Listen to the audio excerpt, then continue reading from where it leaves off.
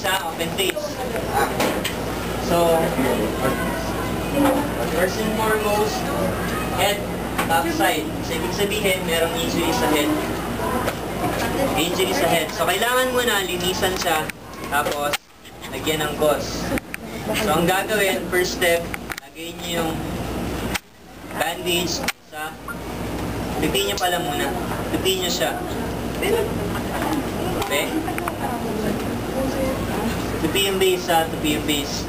Tapos, pagkatupi nyo, lalagay nyo siya sa ibabaw ng kilay. 2 or 3 pulls. About 1 to 2 inches yung lapad. Nakuha na? Sa ibabaw lang ng kilay, ah. Ma'am, baka mabura. Mabura yung kilay mo.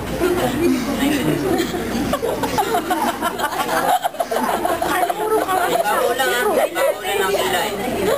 Yung di po makakita, pwede po ma-adjust konti. Okay.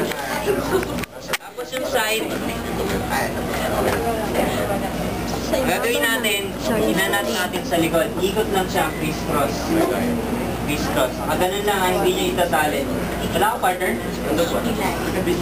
Yan, criss-cross lang.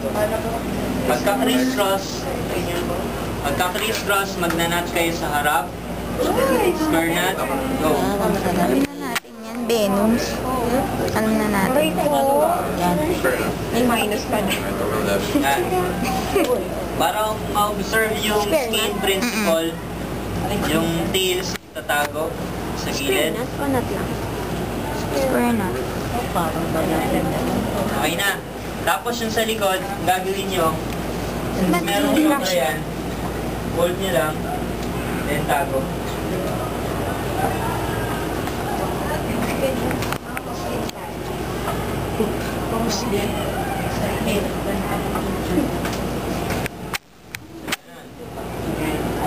So dapat hindi siya matatanggal.